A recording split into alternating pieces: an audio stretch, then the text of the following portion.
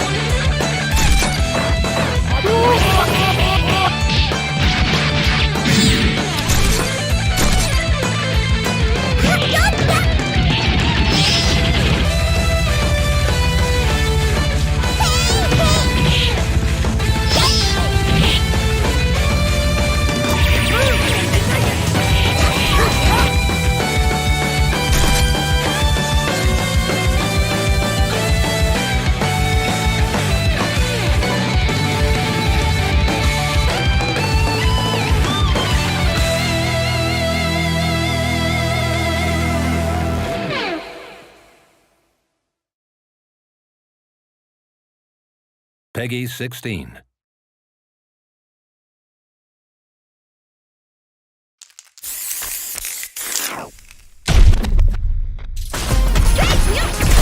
You call, I answer! Pushing you on the scene!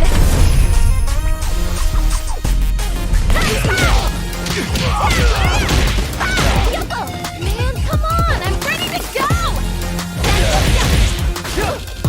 Calculated!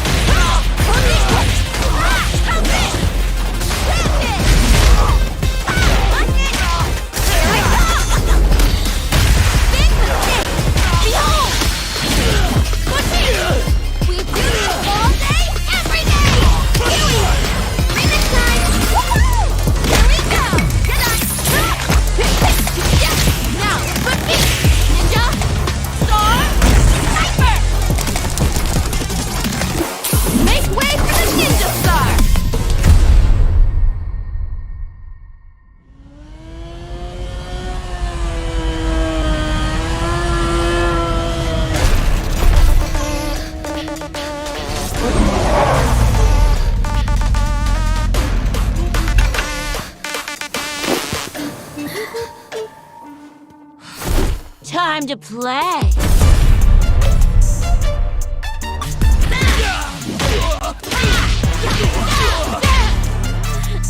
You gonna keep me waiting, babe?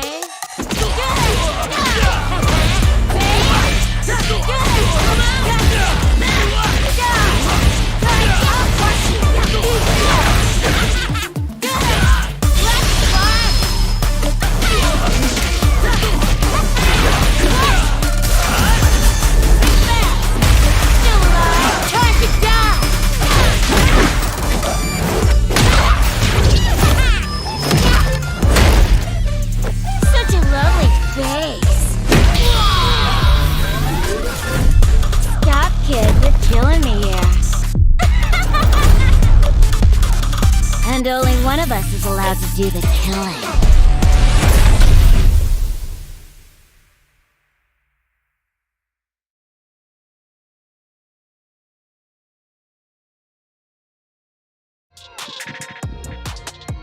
And hello, we've been expecting you. It's week 4, Street Fighter League Pro Europe. Let's get to work.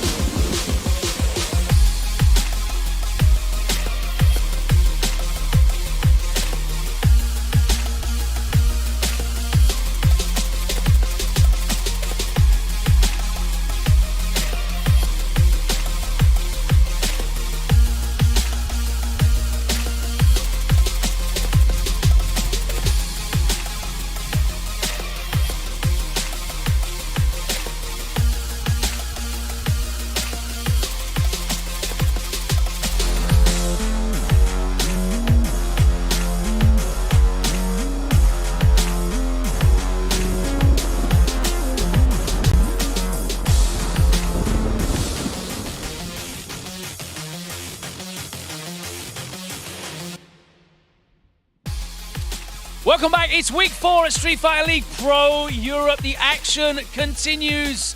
I'm your host, Logan Sama, guiding you on this journey as we look at 24 of the finest talent sourced from the 4 corners of this beautiful continent, which is Europe, battling it out amongst 6 teams to determine who is the dominant force here in Europe. It's been a great season so far. We're 4 weeks in. It's been flying past here week on week.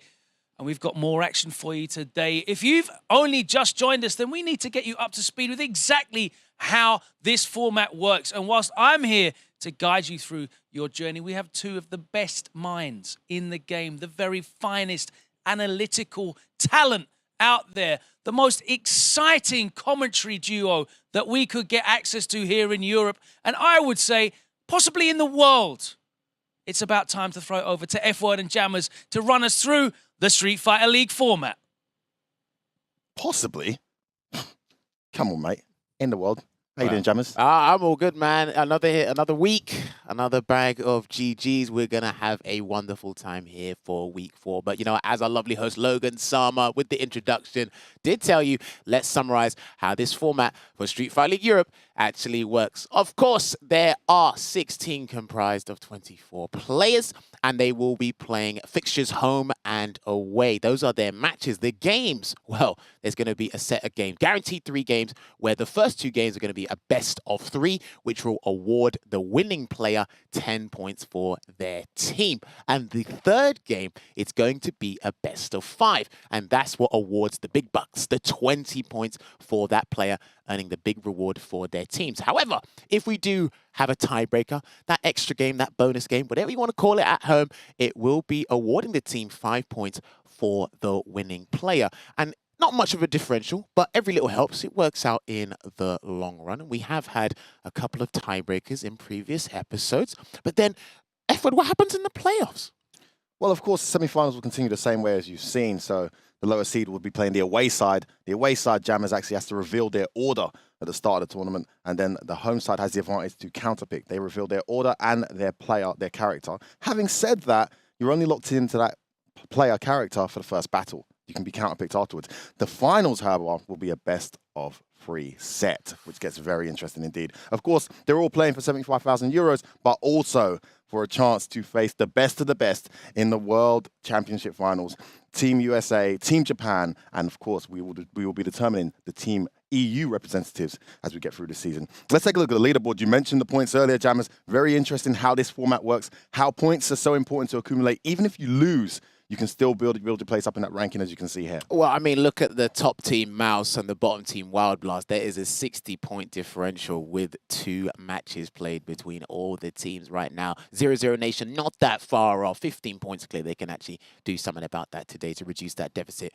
And those of you who didn't watch last week, of course, BMS and Mouse sending a huge statement to the rest of the divisions here, rest of the teams, with clean sweeps, 40-0, both of their matches. And it's interesting in this format as well, because Reason Gaming, as I mentioned last week, they actually won their first match, but by losing their second match so badly, they're sitting second from bottom, because they only won their match in a tiebreak, which is only a 5-point differential. Well, this is what's crazy, right? Team GO, they haven't won a game, but they've got a solid 40 That's what I'm saying. points. If you're going to lose the way they're losing, because they're losing the 2025, which is when it goes to the tiebreak. So they're doing something right, Jammers. Listen, we want to make sure we provide you with as much entertainment as possible to keep every team in the running. Obviously, like we said, Team Wild Blast at the bottom, but they can definitely turn it around with the weeks to come. It's early days. That is us summarizing the format for you, but we got to exchange blows with our lovely host, Logan, and make sure he brings out the Could players. you stop calling him lovely? Seriously, I'm not going to get comfortable with that. Lovely Logan. Lovely Logan. Back man. to you, Logan. You like that, Logan? You loving it? I am loving it, loving it, loving it. Lovely. Only my mum calls me lovely. It's the only other person. Thank you, Jammers. Always ever so kind. Let's get into our first match of the day, and it is a doozy. As you said, BMS are not on the greatest path at the moment, but their points are looking mad healthy. 0-0 Nation, however, well, Phenom is running wild at the moment. 45 points just from him. He could be a team on his own. Let's get into it. Our away team, let's welcome into the arena BMS.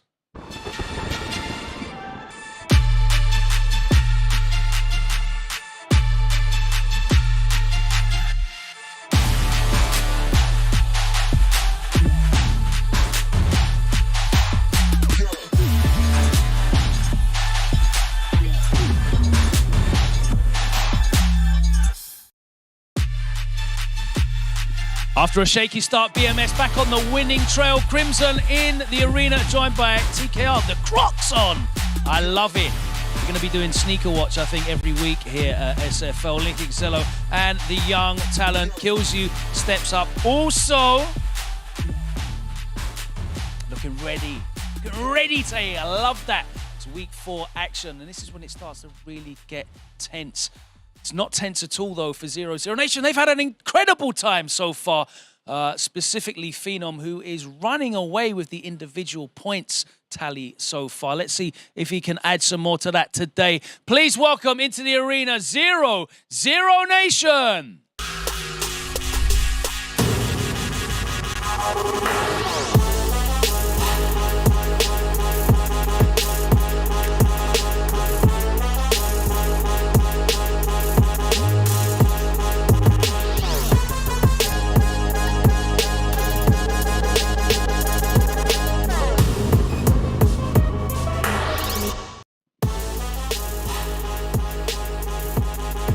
Phenom, Veggie, Rickmans, Barney, and Dr. Goodlag as they get ready to take on BMS. And as I said, they are flying high right now.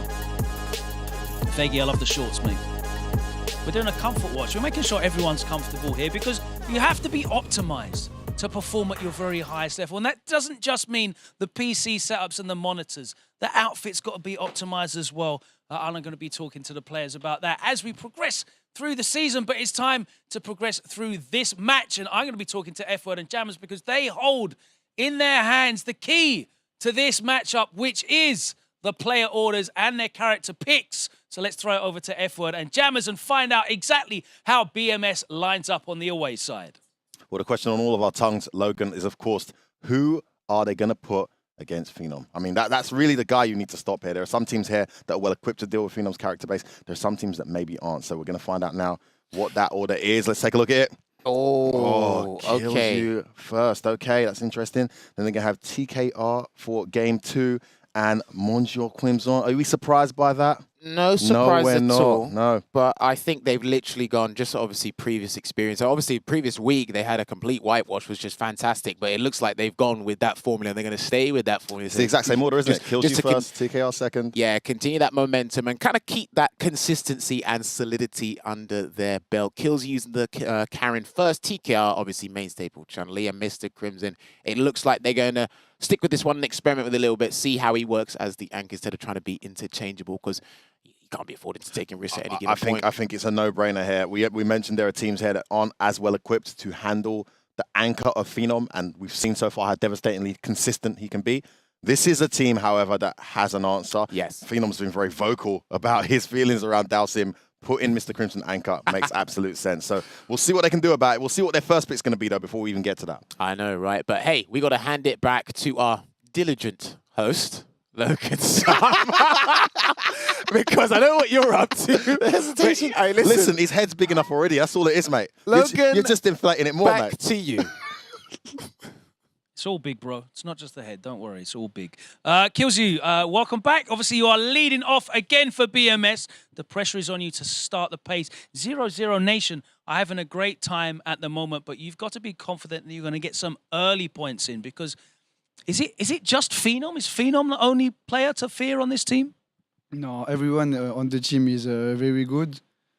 All can beat everyone, and just Phenom is like a top tier player, but everyone is very good. But you have Crimson as well. So maybe that will be the big match. We'll find out. But we're going to find out who you're going to be playing. 0-0 Nation, can you please send up your first player? It is Veggie. Hello. I'm glad that the air conditioning is not too cold in here. Yeah, I mean, I love wearing my shorts, showing off my legs, you know, it's a good thing. It's not quite the same sight as Oil King in shorts, you know? No, not similar at all. Okay, but you remember when there was a lot of talk about Oil King shorts? I was like, I think his shorts are nice. They're good, yeah. Definitely nice. Oh, lovely set of legs. Thank you very much. So, can you let us know which character you're going to be locking in, please? Well, I think I'm only gonna play Birdie, so it's kind of I can almost write it down. Just remember it's gonna be Birdie, so I'll just put a sticker on your forehead. Yeah, thank you very much. Well, you're going to be locking in with Birdie. How do you feel going into this matchup? Obviously, Birdie against Carrion. You've had a lot of experience with it, playing against Phenom when he was maining the character, so you'll know it very well. Killsy's a different kind of player, though. What do you think? I mean, I played him in ranked and he's beaten me with Karin. He lost with his poison, so I think we'll see the Karin today.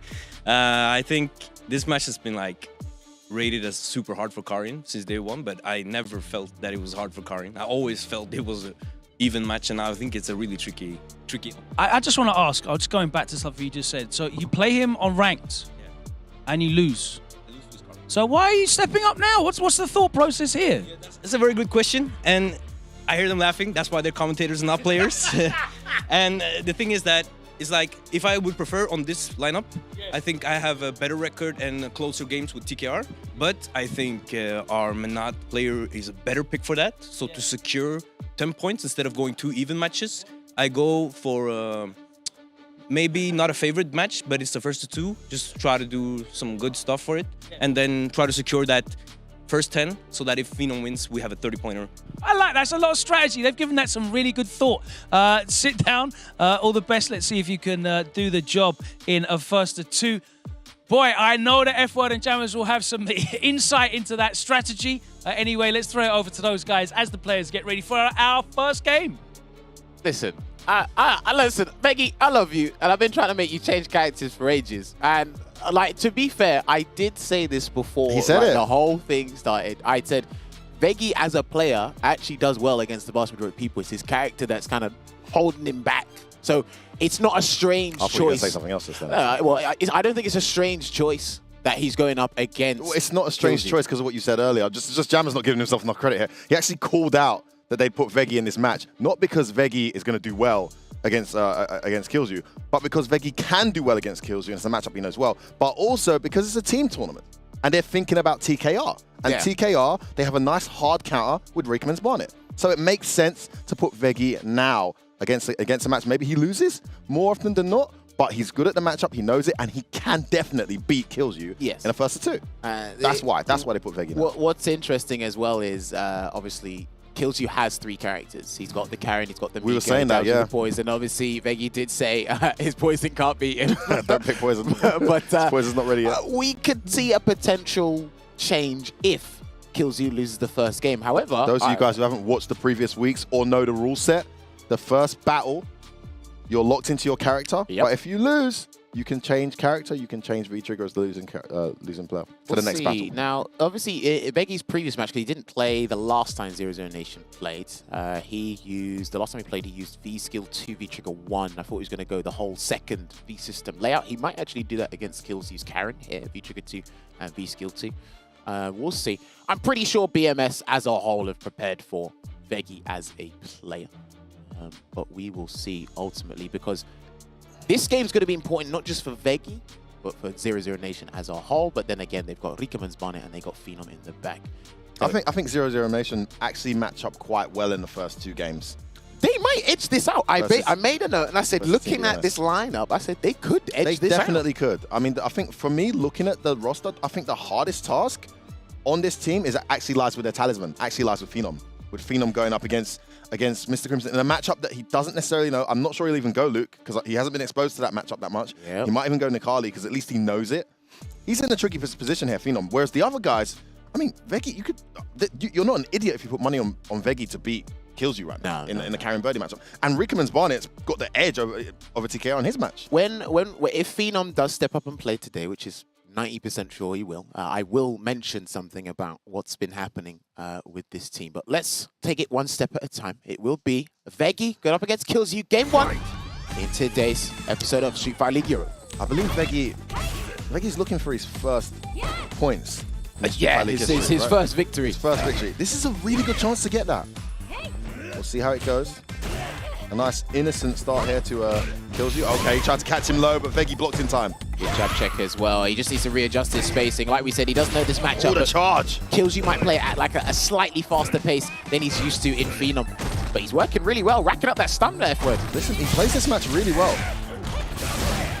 Catches a meaty EX into the V-Skill 2. Respect me. Great start from Veggie. Good block again. Patiently waiting it out, happy to take the throw all day. Back to neutral where he has a slight edge. This is fantastic stuff from Veggie. Great control. Oh, you jinxed him, Jammers. I got nervous as you said it. In the corner we go. No shimmy. The grab's exactly what he did to Daigo at Evo Killzyou. That's a big opening. He's going to activate here, and he's got... Oh no, he got caught pressing the button. What went wrong there? Hold on a second. Oh, he's gone V-Trigger 2. This is it, I thought she was dead. No, if it was V-Trigger 1, then he could activate the first hit. Yeah, but you get the knockdown, then use the chain, but Killzyou took advantage of that, dashed it. Went in straight away. Well, that's a good round from Veggie, but it's Killzyou who takes it. Well, it's not about how you can see it's uphill for Killzyou. It's not an easy one. But it's not about how you start, it's how you finish. And 100%. Killzyou finished that round 1 in battle 1. Nice, really well. So that stand short. Has her corner, needs to keep it. One of the best corner games in the game. Gets knocked down though. He tried to jump and he gets thrown out of the H bullhorn. Again, still sticking with this methodical, slow, steady strategy. I hope. Surprise dash. You see him trying to abuse the priority system with the roundhouse to counter the jabs, then just dashes in, gets that gets that crouching short.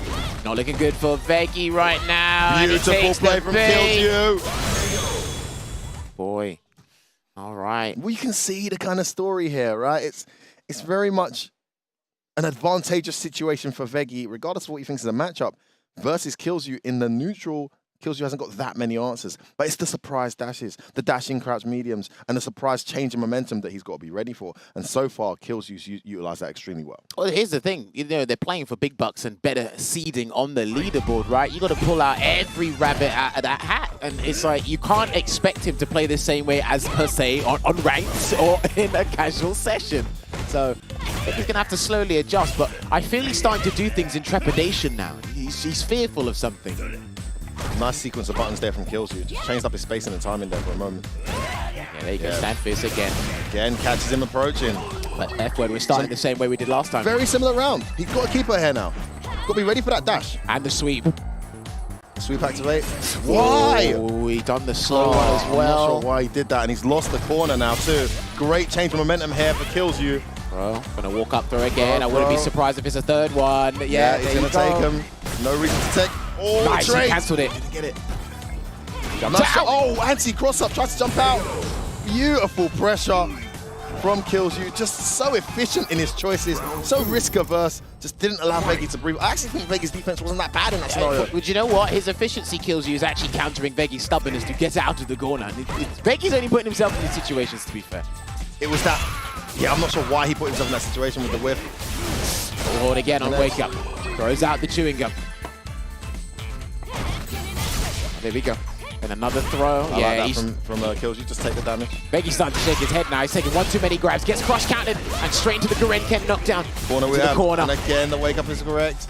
Again, the throw. This is such good play from Kills. He's going to end this.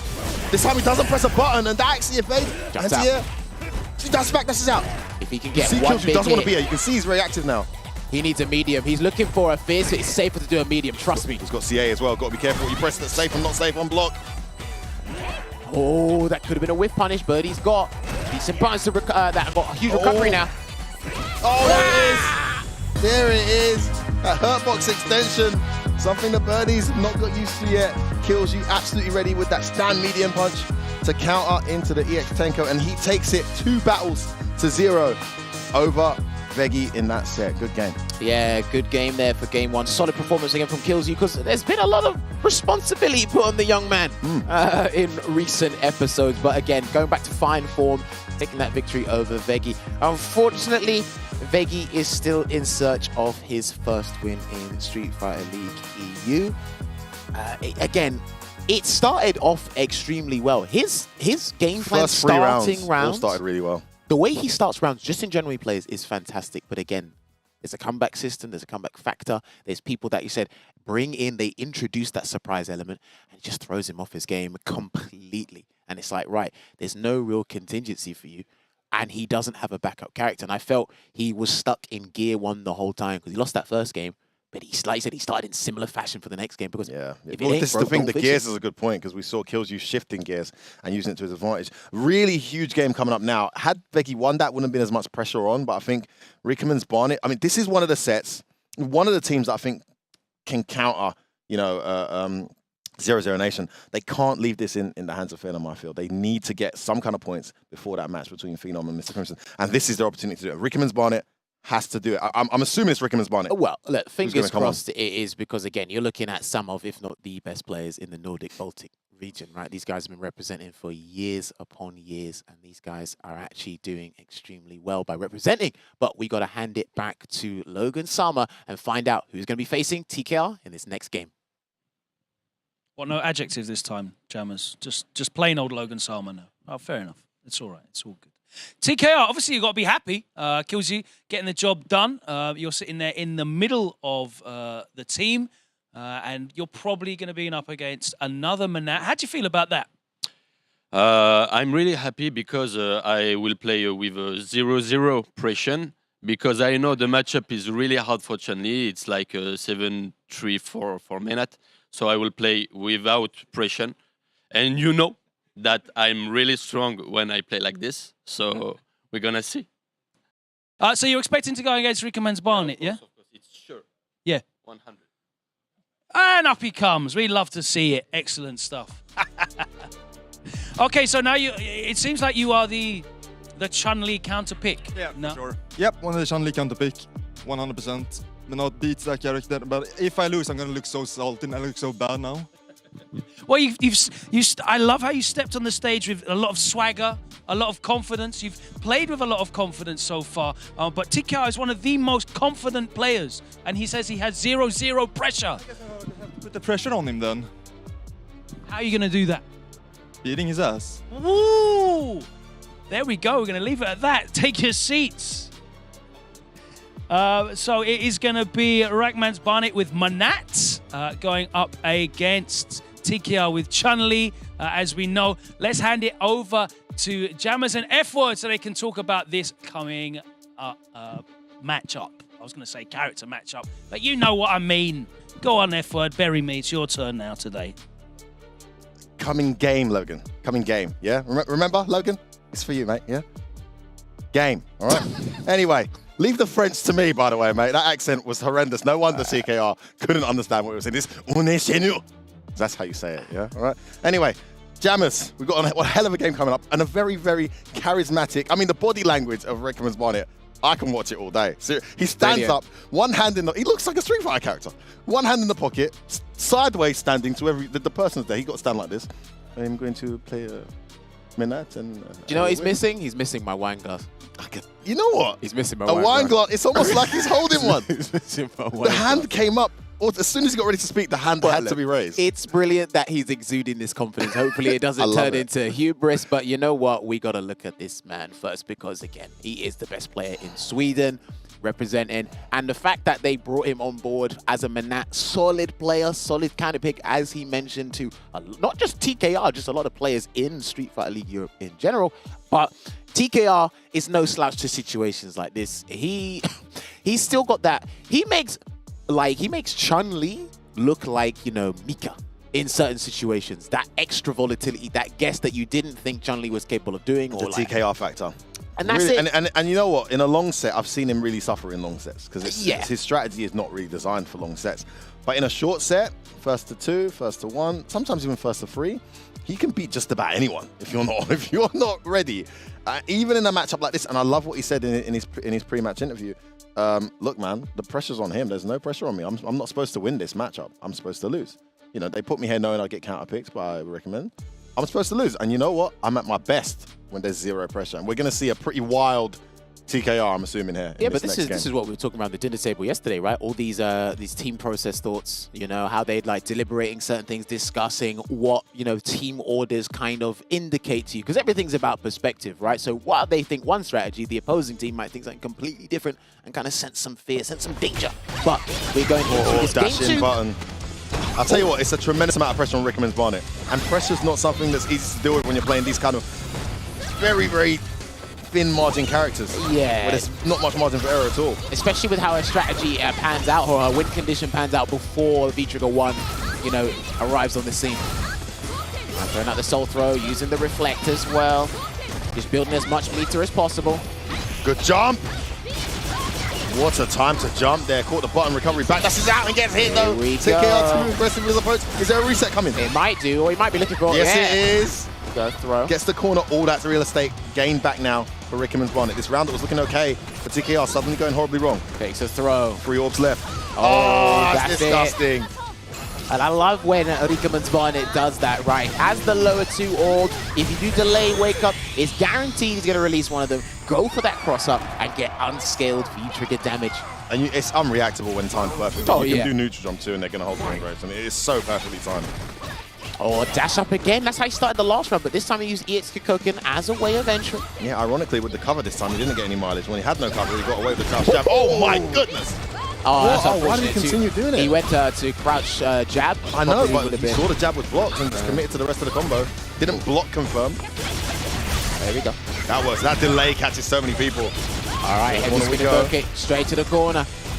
Whoa, wake up buttons. Oh my goodness. It's the EX Soul Sphere there from Rickman's Barnet. It's a TKR factor. Oh, the counter hit missed. This guy's amazing. Oh, Whoa, days, I was gassed. The string's not over, Jammers. Okay. It ain't your turn. I actually didn't know Itsukoka did well against Manat standing medium punch with the crystal ball. Listen, that was perfect. The fireball hit early. I mean, in the second part, hit later, allowing him to dash forward and get a medium. So aware as well as TKR, completely ready for that combo. Well, like he said, he's got no pressure. He's the underdog here. So listen, he can put on a show. Jump. Jumping of his own there. Base had a reversal. He knows you too well, TKR. That was a weak punish. He could have got a crush counter there, but I think it's too far to get a full conversion from that. Gets out of the corner.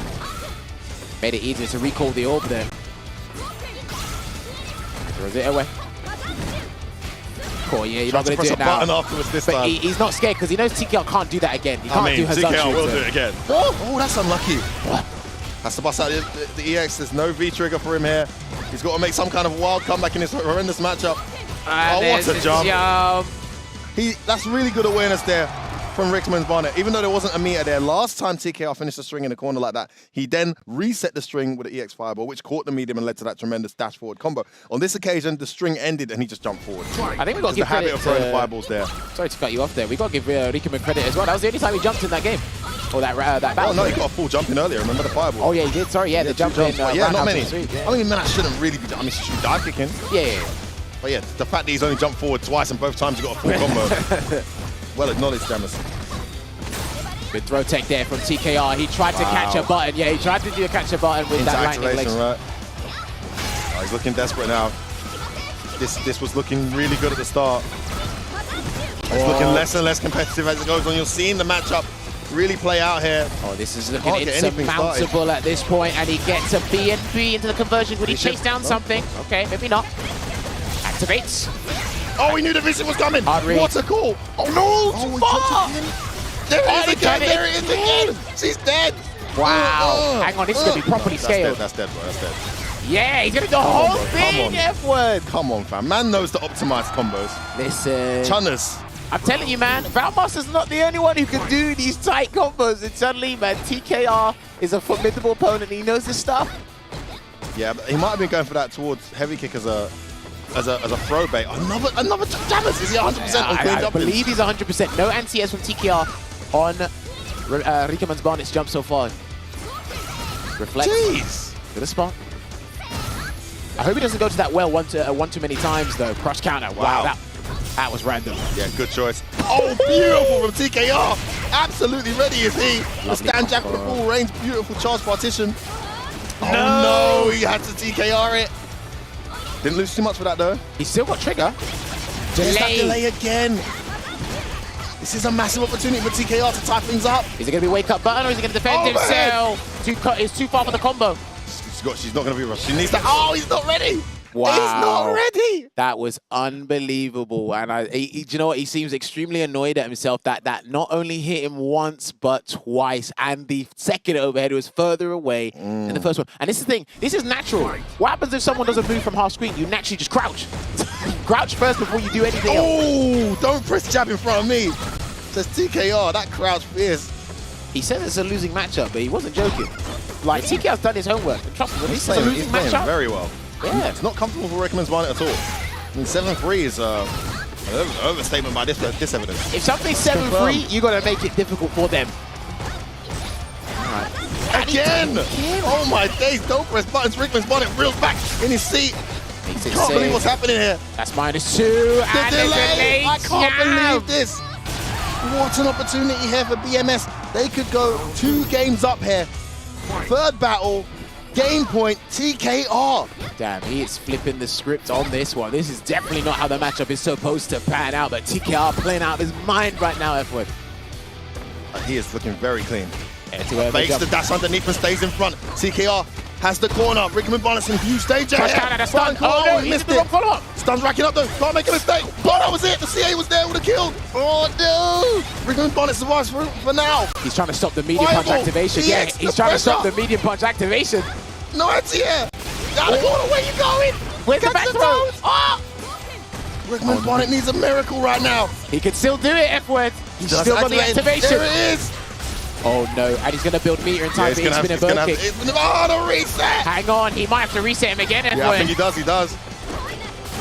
Oh, what did he see? Oh, he's stunned, sorry, my bad. Yeah, he's stunned, meter management. And that's going to be that round. Wow. And What you know a what? game. He didn't get his cancel on the crouching medium kick on those final moments, the earlier moments before of that round 2 in battle 2 here. He's also super fortunate that orb hit at the perfect time to keep Chun-Li grounded. All right, let's see if he can build momentum from this. Gets a combo into EX Soul Sphere. Man, that looked like it was TKR's game. He's made a real fight of this. There's that crouch fist again, and of course, possibly the second part hits anyway. Backs off. TKR gonna have to find a different way in. EX Koken. Confirm. Right, activation, that 2-bar activation is so good. Send him straight to the corner. Man, that can't really do much here. The jump, that's gonna be a full combo. This is not gonna be stunned, but This could be the overhead. end. Well blocked. What is he doing? He committed. Oh. Big damage incoming. One reset. Oh, took he the tried. touch. It was ready. He took the gamble, F-Word. The jump back medium. This could be it. Still got 2 orbs left. Hang on a minute. Hang on a minute.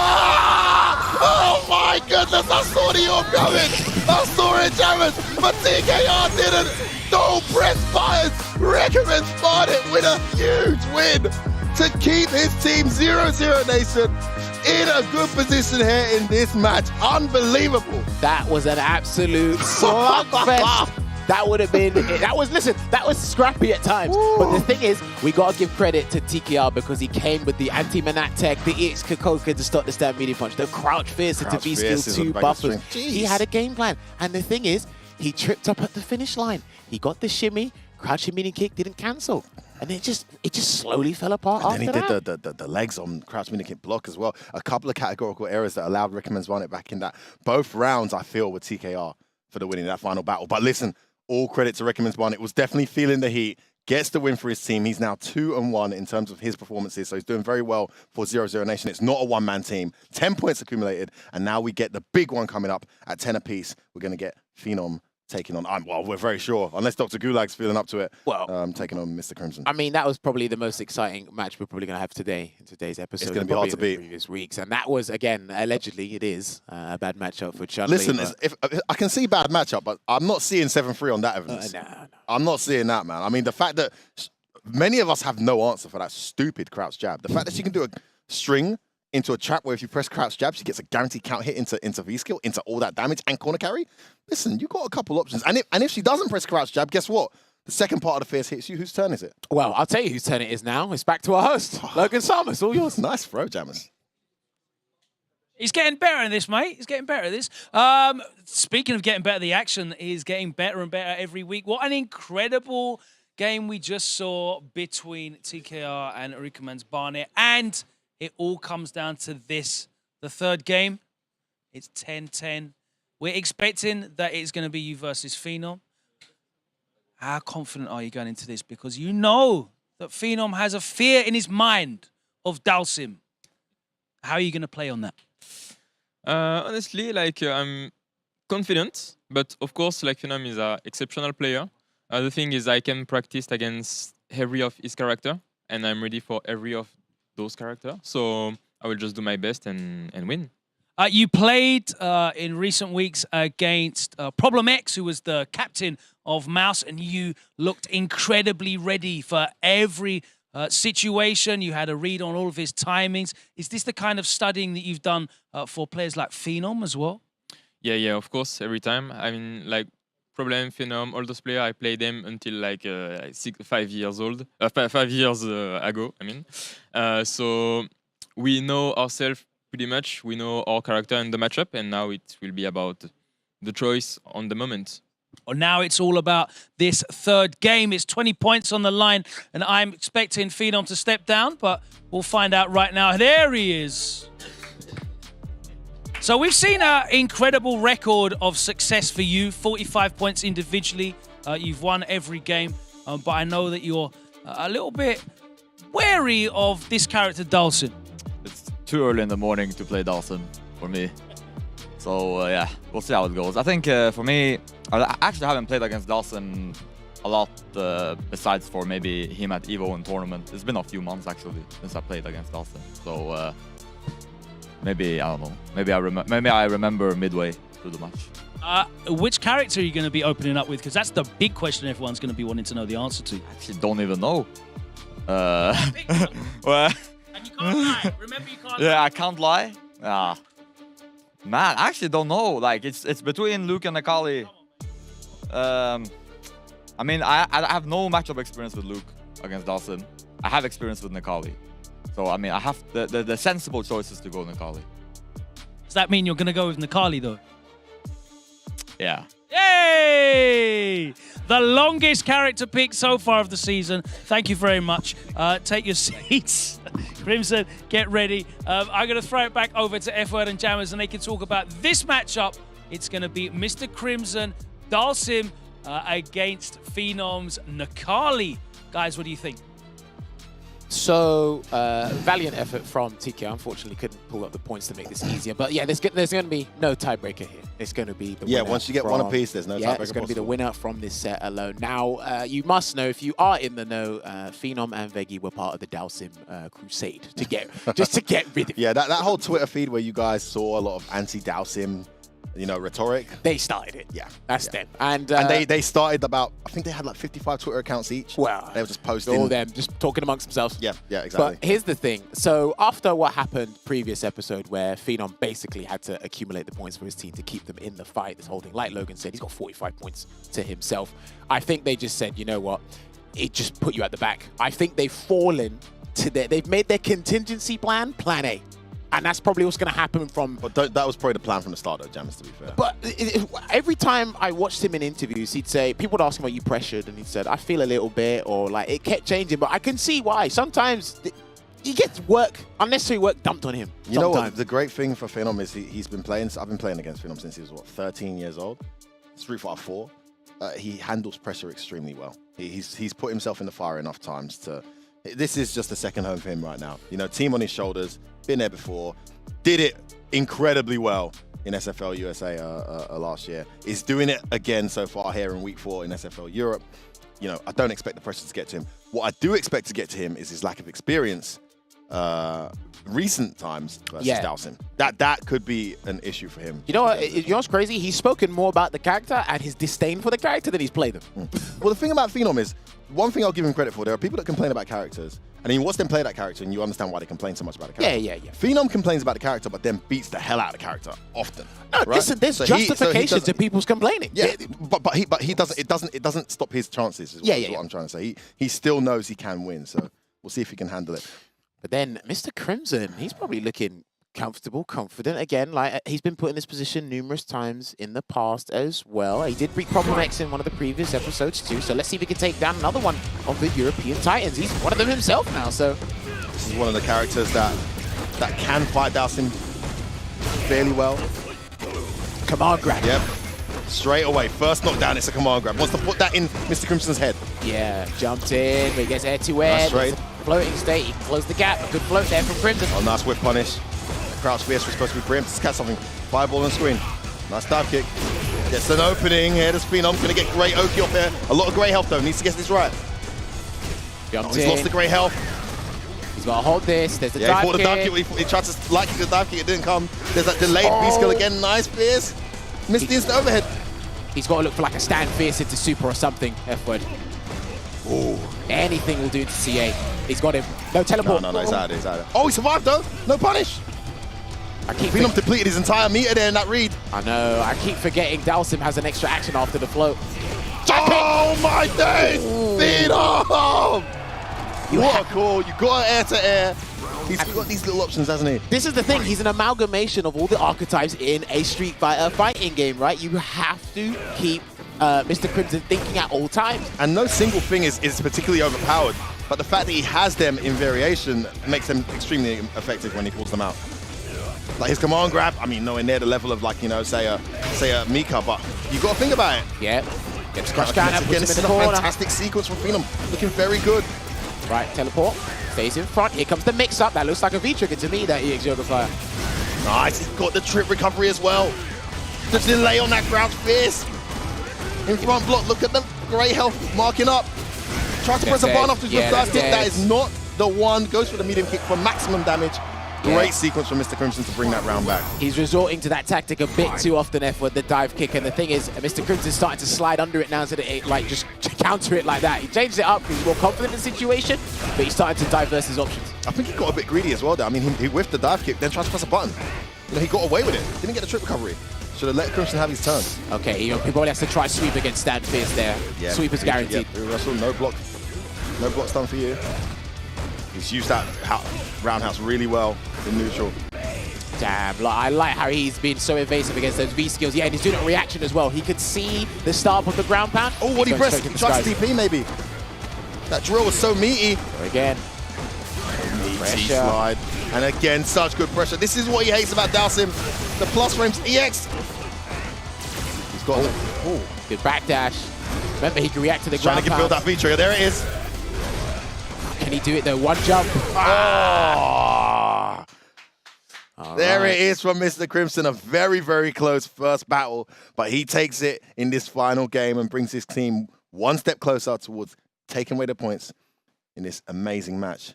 And he's going to stick with it. Okay, I like it. Like you said, the sensible choice, and one that he's got previous experience with, is by sticking with Nakali. I mean, it went well. He had it at times. That looks a bit high. Didn't take his turn. Yeah, the air-to-air now is the answer. Yeah, but takes away the variation. Now he can see what he's fixated on. He can see what he's focusing. You cannot put buttons there. Huge damage. Throw. He's going to do the same situation he did to close out that last it's not round. Slide, it's a dash this time. Tries to dash again. Rush you pressing. Tech What a again. tech.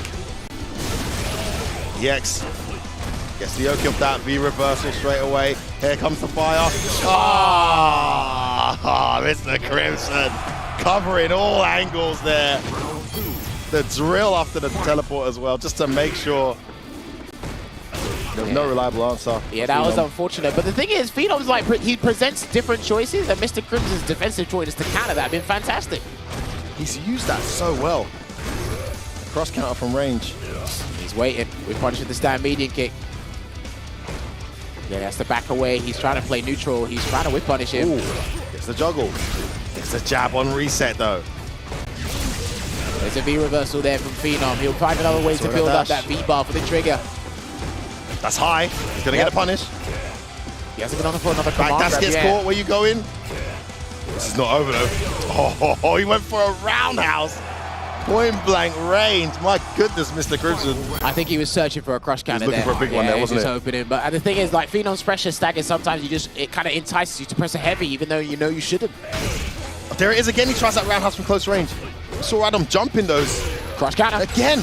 Completely happy. Despite 2 attempts before failing, throws it out again and gets the momentum shift as a result. It's the knockdown, the V reversal there from Crimson. Got no V buffs. So the next time he gets in, that could be a command grab. Well, he's not been command grabbing.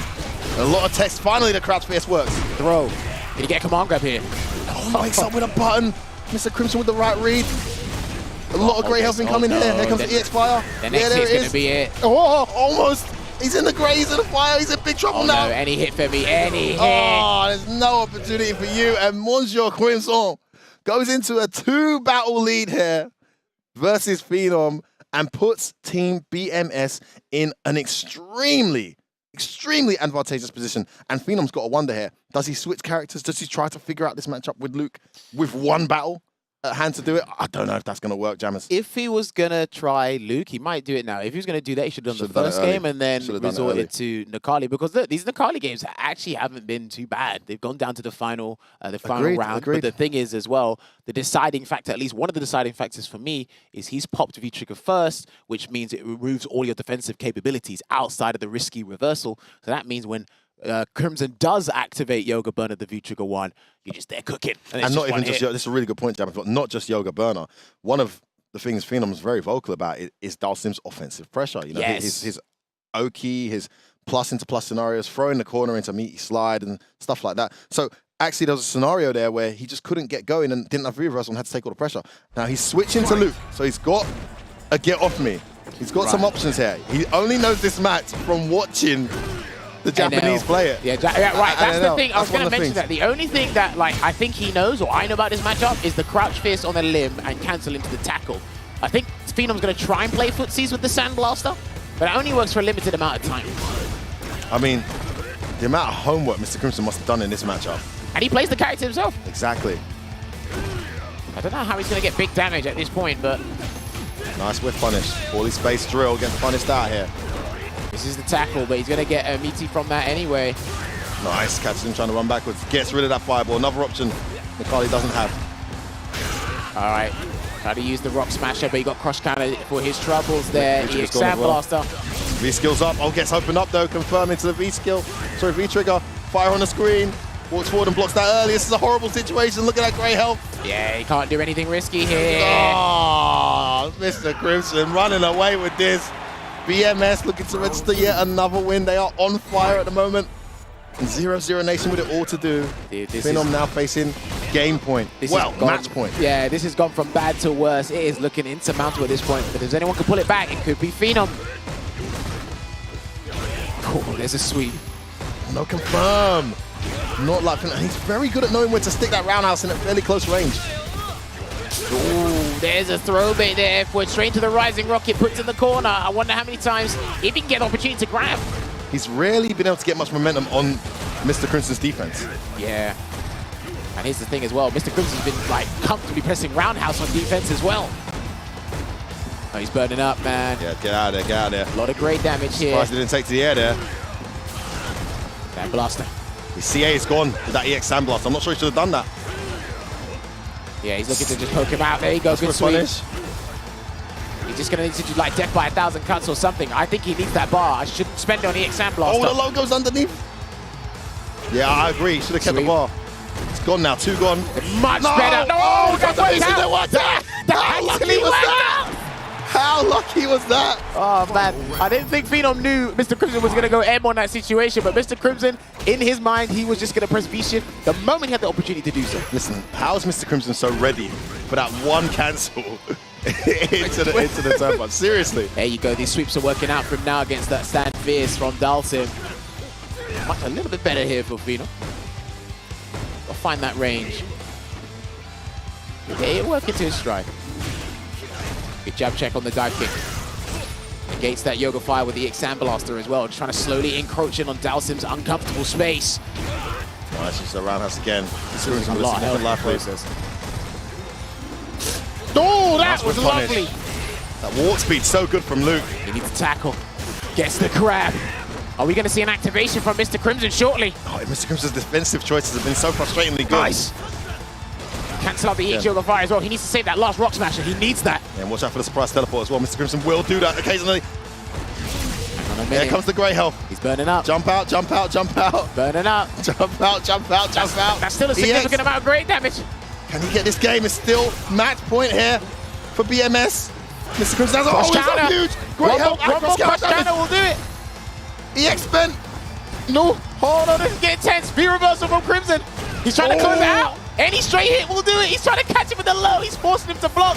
Oh, he got it. All the answers from Dalsim. Admiral Jacques takes it for Team BMS. They win 30-10, a significant margin, and 0-0 Nation registered their first defeat of the season. Finally, someone has been able to topple the great Phenom, but man, did he do well for a matchup he claims not to have played much of or even known. Great play from those guys. They can hold their heads up high at 0-0 Nation, but Mr. Crimson just continuing the form we saw at EVO, the form we saw at Red Bull Kumite, the year he's had. What a guy. What Listen, a player. man, he goes from strength to strength, continuing to show us why he's one of the best players in Europe, and arguably one of the best players in the world as well. But I love that stubbornness to close out the round with it stand fierce, the low. You knew Phenom was never going to jump in that scenario. He already spent his time jumping to avoid the fire. After that, it's like any touch is going to be so significant. And it was that same button that got him in that situation. Phenom was in a good scenario, but that crush countered, and it took away a chunk of grey health and crush counter damage. It was just a perilous situation, as you would say, Jammers, from that point on with the range and so many answers for Sandblast as well. Unfortunately for Phenom, it wasn't to be. But, I mean, let's just go back to your point. Let's revert back to your point you mentioned before. I mean, you got to give him bad credit for something that he watches a lot and doesn't actually, like, you know, has it down to muscle memory. Sweeps on the standing hard punch. He did the very first encounter. He whiff punished a limb with Crouch Fist into the tackle. There's things to build from that. It's very unfortunate they couldn't get the victory, but they can build from that. But let's see how confident and how happy Crimson is with our amazing host, Logan Sama. Thanks very much, Jammers. I'm here with Crimson, the man of the moment, MVP of that. Another victory for you in that anchor position. It seems to be working out for you when you're going for these big name players on the opposing teams. This Dalsim, it's terrifying everybody, man. Yeah, even me. I don't want to play Dalsim, honestly. You know, what is it that makes the character so strong at the moment, do you think? I think it's all the experience that I have during all those years. Like, it's been like 6 years that I play the character. Also the fact that we play on PC, the game is really comfortable and reactable. I think it's mainly that, and of course, like I have some luck on some things also, so it's everything. We started off obviously with a loss this season, but now you seem to be flying with the momentum. Is the morale around the team, everyone feeling up at the moment? Yeah, for sure. Even if he was losing, I think everything will be cool. Like, we are friends, so we just keep chilling. I'm really satisfied of what I've done right now. I didn't lose any match, and I want it to continue, I hope. So absolutely, you're undefeated at the moment, currently in the competition. I want to point out as well, you mentioned you're all friends. Do you want to talk a little bit about how the team came together? Because, you know, obviously three of you from the same city as well.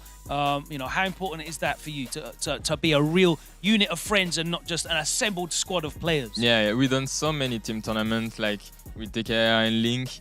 So we are really close to each other. So we see ourselves even out of the game, and kills you with like my training partner, like my little brother, everything. So I have the best team that I could have, honestly, right now. Yeah, and you know, you can see in the morale when you got that final hit, when you got that win, you know, the whole team together celebrating. It's great to see. That's the real energy of team tournaments in Street Fighter, right? Yeah, for sure. Absolutely. Congratulations again. Undefeated so far in the tournament. The man to beat, if you want to go back and join the team. We are going to take a short pause for the cause, but what a great opening match today. We've still got another one to come as well, because we have Team GO going up against Mouse Sports, another two legendary players here in Europe in Luffy and Problem X, potentially going head-to-head as well. It's going to be an incredible match. Week 4 continues here in Street Fighter League Pro Europe, and we'll see you on the other side of this short break.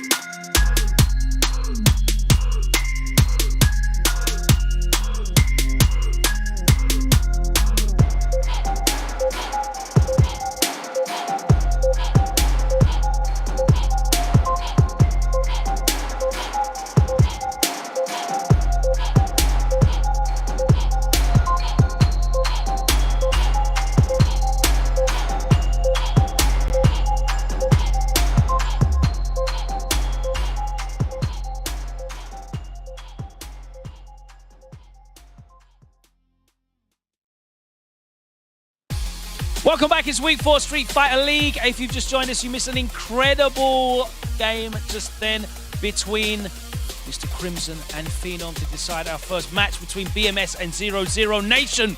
Mr. Crimson continues his undefeated streak here, and he is certainly one to watch for the rest of the season. But we've got a match to watch for you right now, as it is Mouse Sports up against Team GO. So without any further ado, let's get straight into it and welcome into the arena Team Mouse Sports.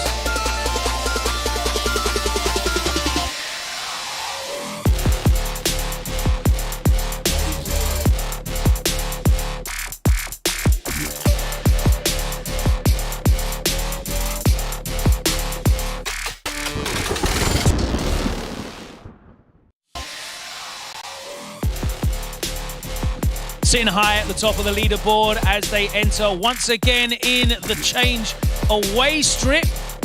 Problem X leading out the team, including Broski, Shax, and the 4 Fields, representing some of the strongest talent at the moment out of the UK.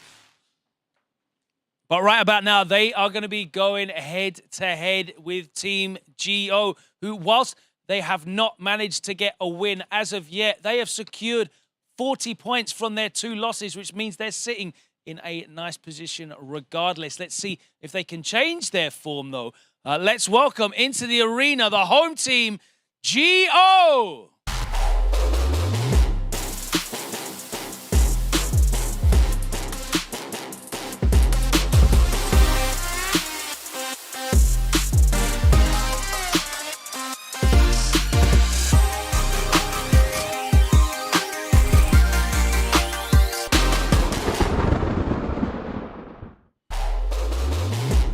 Luffy leading out the squad from France, which includes Akainu, Valmaster, and Junior Leo. Happy to be here.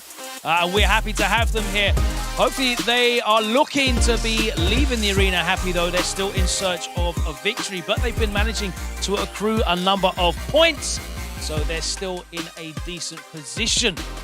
Mouse Sports, of course, are on the winning trail there at the top of the leaderboard. So this is a very important clash as it comes to the momentum of the season here in Week 4. Things are spicing up, and it's going to get spicy as we find out the lineup from Mouse Sports, who are the away team.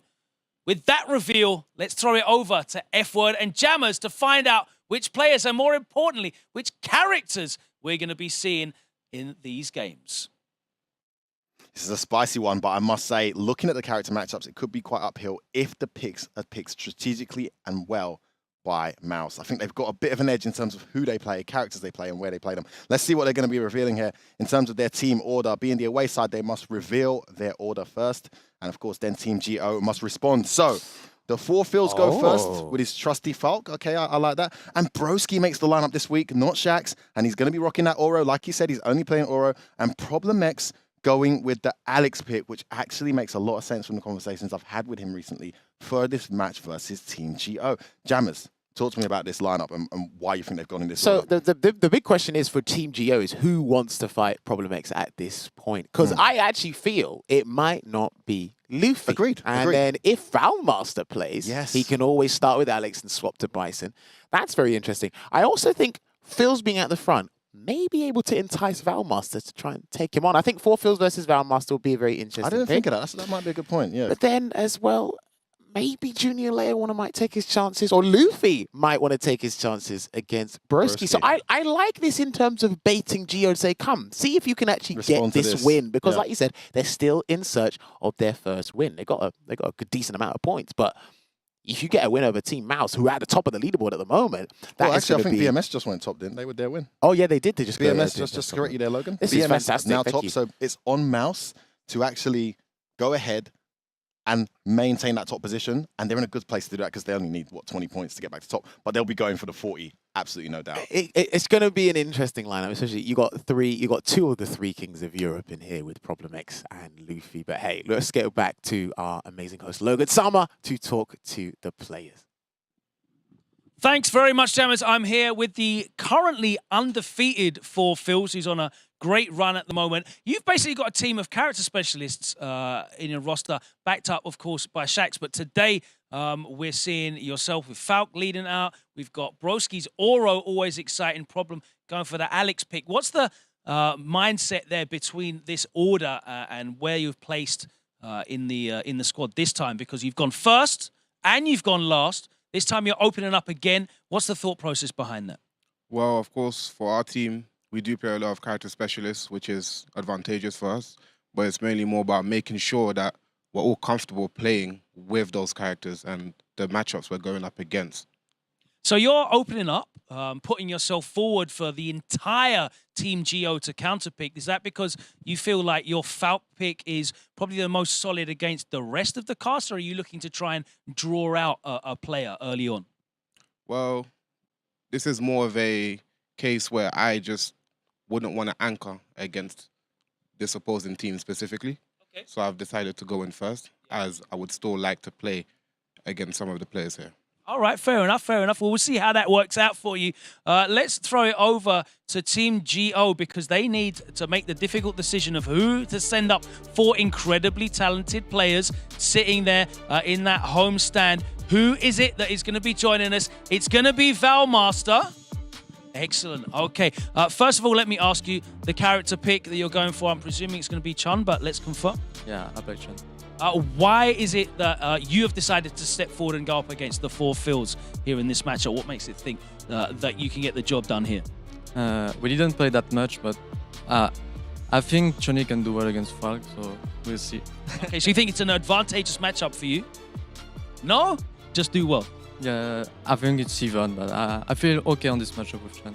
Okay, all right. Well, we like to see even battles. We'll see how it goes. If you want to take your seats, and we'll get prepared for this first matchup. I'm very interested to hear exactly what Jammers thinks about this one. I know he's got some Falk knowledge. And, of course, F-Word, always insightful as well. Called some of Valmaster's greatest matches in his career also. But it's going to be the 4 Phils with Falk going up against Valmaster with Chun-Li in this opening game. Let's throw it over to our commentary duo. You know what, Jammer, speaking honestly, I don't like it. I don't like the decision. Okay. I think the decision in isolation is a very logical decision and makes sense. But I think the decision in the long term of the entire match could be detrimental. Look, I could be wrong. I'm just going from what I understand of the characters. I've not seen Valmaster versus Problem X recently. So I don't know how that goes. Maybe it's extremely lopsided. But from my perspective, you want to, even losing this first game, just give the 10 points to 4 Phils. Because what really matters is the anchor match. You cannot lose if you don't lose your anchor match, right? And I'm not sure the anchor that they're going to put, which I'm assuming now is Luffy, against Problem's Alex, is going to go in his favor. I've seen that go extremely badly for Luffy. We'll see how things pan out. I did predict this match that we're seeing, or sorry, this game we're seeing on screen right now between Valmaster and 4 Phils. I think either player would have wanted to take their chances, but I didn't consider 4 Phils' angle. I don't want to be anchor against Team GO. And then Valmaster, not necessarily being baited into it, but he did kind of allude to that I feel Chun-Li can take her chances against Falk. Listen, if it was an intentional decision to put him first, like you said, to bring Valmaster out, then that's genius. I'm not sure that was what it was, but if it was, then it was genius and it's worked, and we'll see what happens. Now, here's the thing. Obviously, Falk has the higher damage output and easier execution. Obviously, Valmaster is using a very technical character, one of the most technical characters in terms of combo potential in Street Fighter 5. Yeah, we saw him drop 1 or 2 yesterday as well. It's all about the neutral, right? You're going to see Chun-Li try and use stand fierce, stand hard kick, but guess what? Falk's got an amazing poke. That's a crouching button, and crouching buttons do pretty well against that stand hard kick there. Lovely smile, buddy. I quickly saw that in the corner of my eye. He's scheming something again, I know it. Everything going according to plan, says Luffy. But yeah, I'm gonna. This best of 3 is going to be amazing. I don't see these guys actually swapping whoever loses. Will Team GO maintain their 100% record of going to the tiebreak 4th game? Because both the games they played, both last week and the week before, have been to the wire. 2020 going into that 3rd game for the tiebreak, 40-40, sorry. And then the winning team obviously only winning by 5. The bad thing is they've not been able to accumulate that many points as victors, but the good thing is they've accumulated a tremendous amount of points for a losing side because they've got the minimum of 20 listen, every time. if one of the objectives for Team GO was to stay in the fight at any cost, well, they've been pretty much making ends meet and being successful in that regard. But these guys will be starting momentarily. I want to see how successful Valmaster is with the anti-airing Falk. Is he going to try an air-to-air? Is he going to try an anti-air back hard kick? What's it going to be? I didn't like what he said about he doesn't have much experience against what. It's not the kind of guy. I mean, there's Falks you can get away with playing without much experience. Not this guy. Crush counter with the forward hard punch right off the bat, but you can see the button choices as I was calling out before. Well, a lot of that stuff's unsafe though, Jammers. It's one thing that Chum, once he gets that one bar, Falk's got to be very, very careful. Oh yeah, game changes. Game changes entirely. Nice Dashes dash. under. Always a good answer. Gets the block. Good stuff there. Confirm. Well, that's meaty. Yeah, V reversal that. That fireball hits so late. She's got one of the fastest V reversals in the game. Nice. Let him fly. He's been hitting all of those. I'm not sure he's been baited yet. I think he's like missed one. But I think that was a scramble situation. I have to recollect my thoughts, but. Pluser de pluser. Bad fireball. Jump there from Fields. He's going to apply that pressure. There's a Psycho Kugel. One more jump will do it, actually. If he jumps in, does the shot, and then gets the EX version, he tried to back away. Oh, that's so unfortunate. Oh, What's going on? What's happening? That was a crucial punish drop there from Fields. And he gets it this time. Oh. He gets it. It's just about enough. Valmaster recovers. Fields didn't punish the drop combo. Went for maximum damage with a stand medium punch. Of course, he got a duck and then stand up at the last moment. Yeah. Good lord. That last part, EX legs did more damage than I thought it did. Going to round 2 here in this battle. Both players feeling the nerves here. Yeah, so this is the thing. I'm seeing roundhouses come out by Valmaster because he's trying to stop maybe a forward fierce, but Fields can press crouching medium punch. There's little to no risk with that button. Yeah. You can see he's not doing the forward fierce when there's a bar on Chun-Li's side. He knows. There you go. I think he's trying to like utilize the shot and maybe build bar for the EXP. There you go. See, there you go. It's back. Oh, that whiff could have punished. Yeah. This is a good round for Fields. Has good positional advantage here. Oh, the legs at the last minute gonna activate. All right, gonna get the full combo, take him as far across the screen with spinning bird kick as possible. There's a delay. Good defense here from Fields. But one stand fierce. Oh my goodness, the pressure. Look at the grey health. One hit will do. That's it. Valmaster taking the first battle in that game. What a play there from him. The pressure, I mean, Fields just went into passive mode, just kind of sat it out and was happy to wait. Didn't realize the grey health he was accumulating there in the corner, did he, Jammers? Oh, here's the thing, right? Valmaster's pressure is so relentless, so incessant, right? He's so consistent with the crouching jab, the staggered stand medium punches. When he traps you in the corner, you really feel helpless. You think there is no option available to you. Yes, there is a reversal, but the way he staggers his crouching jabs and even the crouching light kick as well, it makes you feel like there is no option that is viable in that situation. We've not seen too much Fields pressure like we usually do. Not too many of those 50-50 mix-ups. Of course, EX Spinning Bird covers both sides, so maybe that's why, and a few other reasons. But I would have expected more blocking scenarios from Valmaster, but so far he's done a good job of mitigating that and just playing a pretty much a neutral match. Well, literally, it's just been playing in the neutral, as you say, but as well, like, Fields has to consistently mix up his options, but I don't think he's found the best way in to kind of force Valmaster on defense, you know? Oh, okay. Oh, that's the one that hits it. Oh, another drop. This time too early. Wow, that is so annoying. And the EX, was that even a reversal? Oh, it didn't recover in time. This is going tremendously well for Valmaster. But as I said before, even if he wins this, it's still a mountain to climb later. We'll see. Let's find out. Starts the round with standing hard kick, but again, Fields is still trying to find his ground and what button to use and utilize. Forward fierce. Could have got whip punish there, but nice anti-air. Crouching medium punch. He just might have to abuse that. He literally just might have to abuse crouching medium punch. He's trying to resort to the shots too often, but he could get cross countered by a roundhouse in the process. The jump is just not there for Fields. No punish, everything going wrong. Fields not playing like himself right now. And Valmaster gets away with yet another failing normal. Oh, good micro wall back. This is the pro count here. It's all working out. This is battle point here. Oh, trying to press the button afterwards. It's not your turn. Fields finally can get the party started. For the first time in the set. Empty jump low, good block there from Valmaster. He's going to be blocking all of this. Activation. Big damage incoming. Not going to get the meter for the CA. Goes for the reset. I love it. One more hit will do. Can chip finish. Fields needs a big hit. Oh, Fields gets the anti-air. That's not it though. That should be just about alive. and still chippable. Oh no. Needs to get out of there, needs to get out of there. He can't He's out of there. He can't do anything! No, you don't. No, you don't. Valmaster with the solid, dominant performance there and giving Four Fields his first defeat of the season here in week 4. And Team GO get the first win here in this match. That was efficient stuff. Solid performance there from Valmaster. And look, if you're playing the zoning archetype, like Falk, like Manat, like Poison, those characters there, once Chun-Li gets CA, you basically cannot play the game. It's literally every option you have is going to be made null and void. It's going to be completely redundant because the super will just catch just about anything. I mean, there's so many things that Falk has to consider when a matchup changes. CA changes the matchup entirely. EX bar changes the matchup entirely. And I feel like that just caused, you know, Four Fields to have to overthink his approaches a bit. The neutral was a bit more nullified as well. Buttons he couldn't press because not only are these things possible, but Valmaster's, I mean, this is a guy that used to punish crouch, raw crouch medium kick with CA, with Super in SF4. I mean, his reactions are insane. There's nothing you can get away with. It's a good counter pick, I think. I don't know if she loses, but it's a good counter pick in this set. But for the overall match, I don't know if it was the right choice. But still, great start from Team GO. Yeah, man, they take game 1. Fantastic stuff there for Valmaster, but that means he's out of the picture. Yes, he acquires the done. 10 points. That's important, but it also means if you look in long term, he's now out of the picture. And he's looking very strong. Very strong. Yeah, that is correct indeed. But obviously, we're looking at the next game here, which is going to be interesting. Who are they going to put up against Broski? I have no. This is the one I have no idea about. I mean, we had an idea, didn't we, when we discussed the Four Fields going first with Falk. We thought it might be Valmaster.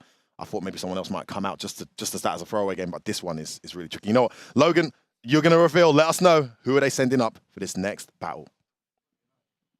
Absolutely, we'll get to that, but I want to talk to Broski first. Obviously, not the opening you would have hoped, but your fate is still in your own hands. If you can get this 10 points in, then it's going to go into a deciding third game.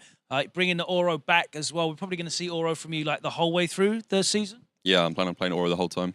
Fully committed. I see you're committed to serious business as well. We've got the jeans and the trainers on today. There's no flip-flops from you, so I know that you mean business. F-word wanted to see you wanted to see the toes. What are you, a jury player? Behave yourself, Femi. Right, so who are you expecting to go up against from Team GO, from the remaining players? I think they're most likely to pick Luffy, but I don't know, Akainu's also possible. That Dan's a bit scary at the moment. Oro versus Dan would certainly be a thing to watch. Are you thinking they're going to send out Luffy because problems in that third game position with the Alex, obviously, rather than the M. Bison? Yeah, I think so. I think in the longer set, that works to Problem's benefit. So I think that's why I'm going up next and then him on anchor. Absolutely. You can see the strategy there. So let's see what Team GO think about that. Can you send up your second player? And it is going to be Akainu. Very interesting. Welcome, welcome, welcome. You've come up. Let me ask you, first of all, which character is it going to be? Are we going to see the Dan? Yes. We're going to see Dan versus Oro in Street Fighter League Pro Europe. Where else in the world would you ever get to see such a match? I can't believe it. Right, so what is your thinking here? Why have you been sent forward? Broski was expecting to see Luffy, but you've stepped up. Why is this? Luffy don't like being zoned, so I think it's better for me to play against Broski. It's a better choice. Okay. Also, you know Probnix very well. They know each other very well, so yeah, it was a better choice. So Luffy is willing to take the... Okay, I understand. Fair enough. All right. The Dan pick, though, man. Dan's been working out for you. People don't know that matchup too well. Have you been enjoying playing Dan here in Street Fighter League? Yes, I really like using Dan. I like to play offensive with Guile. I can't really do that, so that's why I use Dan. Absolutely. Well, it's an interesting choice. You know, you want to play offensive, I'll go for Dan. Fair enough, it's been working out for you. Do you want to take a seat? Broski, if you want to get ready as well. I've just realized I have to throw to F-Word and Jammers and ask their opinions on the Oro versus Dan matchup. Good luck with that one, guys. I wish you all the best. I'll tell you what, right? All right, this is where I check out. Thank you. Good luck. Jammers, all yours, mate. No, no worries. I mean, I'll go and do it. But no, I'll tell you what. You did mention, I mean, who was the first Dan we ever saw play in Europe? It was Broski. It was Broski. Broski right? literally has been playing Dan, or he was playing Dan for a little while, but Akainu ending up with this character is actually pretty cool. I forgot I noted this down. I said Akainu could counterpick with Dan due to the home advantage. He could literally try and surprise Team Mouse. But it's the one player. I just feel like some of this is playing into Team Mouse's hands potentially, because I don't know. I feel like this is maybe the one guy on the team that has good knowledge and awareness of Dan. You know, as opposed to the others who might not be as familiar, and they're going to send a Dan against him. Now, I don't know how well Akainu knows Oro at the same time, but we can understand the avoidance of this match because, you know, if Oro gets into that zone, into the scenario with V-Shift on his side, it's quite difficult for Mika to track him down, so I get it. The thing is, the only thing you really have to be concerned about from Oro, if you're using Dan, is on Nyanma, the reversal. It's a charge move. Obviously, also, he probably is going to be a little bit more stubborn in terms of holding onto his V-meter for the Tengu activation. So I think this could work out for Akainu, but again, we cannot like doubt or go against Broski's knowledge. He's actually one of the most smartest players we have in the UK. Oh, he's extremely intelligent. He doesn't blow his trumpet or speak about it, but he's one of the most technical minds we have in the UK. His monotone will throw you off as well, because he just has the same tone whenever he speaks. Even on his stream, he'll say the most hilarious stuff in this completely bland tone, and you're laughing your head off. He's quite a character, very intellectual. And of course, very creative. I mean, ditching Dalsim, I think, was a massive loss, potentially, for a setting like this. But so far, so good with Oro. Yeah, look, he's having fun with the character. Well, both of these two are having fun with the last DLC season characters, Dan and Oro. This is actually great to see just on a front in terms of characters, right? Because these characters haven't been out for that long. Not as long as, you know, your Nakalis, you know, your Poisons, Ed. They've been out for way longer. And the time that these guys have put in the short amount of time these characters have been released, and nothing shy of amazing. So let's see. He's going with V-Trigger 1 Dan again. Okay. He loves that V-Trigger 1, doesn't he, Akainu? Okay. Dan, and this is the one thing he didn't do very well when he played last week. He wasn't doing the uppercuts to those jump-ins. Well, let's see, because he can get baited by the double jump. And then the thing is, Dan has less than 1,000 vitality, so if he messes that up, it's going to be abundance of damage. And Broski's Oro is one of the most optimal ones out there. Nice whip punish. Zamidi kick into V-Trigger 1 into Dan Kyukyaku. And he... Okay. Oh, I'm not sure. Yeah, maybe he thought something else was coming in. The jump over was surprising. Probably for a V-shift on quick rise. Yeah, nice stand block to take a turn. DP. Double jump. Fist. Oh, normal. Activation didn't respect the meaty. He's going to do the full activation combo. Yeah, another Tatsu, roundhouse. He's going to go for the full jump, and he's going to put him in the corner. Yeah, he's going to send him straight there. I wouldn't be surprised if he tried to jump out a reversal, and he techs instead. He's got that V-trigger when he's ready. There it is. Second V-trigger. Oh, yeah, you said it. You said he's got a reversal, and it's an option he can go to. If you're Dan, you need to be respectful of those options. And this is the downside. Yes, like Dan's pressure is relentless. He's got highly good offensive capabilities, but the thing is, you turn into autopilot. You think everyone's going to respect the taunt cancel. And none of it is a true string. Yeah, they're all frame traps. Strong ones at that, too. Gets a throw. Trying to run away now. Double jump. It's the crouch fierce he's opting for as the anti-air. Yeah. Twice has seen that. This is a really good round here from Akainu. Goes in. That's a true string, actually. If you do crouch fierce, cancel into jab. Yeah. Keeping it tight there to take away the down charge. I think he's doing that for. Not too bad, but again, he's not in throw range entirely. Let's see if he activates. I know he's going to do it now, though. Here we go. What's the reset? Oh! Gets the cross up. And it's going to be a full combo into the EX axe kick straight to the corner. Charge hard punch plus 4 on block, yeah. And again, Cassian trying to stand up. He's lost so much health here. Double jump. No cross cut. Tick throw. Again, he does it. He's got a V-trigger. Yeah, he's gone up. He's going to try to hold this heat. Oh, yeah, he tried to throw tech. That was it. Oh, he jumped back at the last minute. He had the hit. He had the opening. He didn't cancel into the EX Tatsu.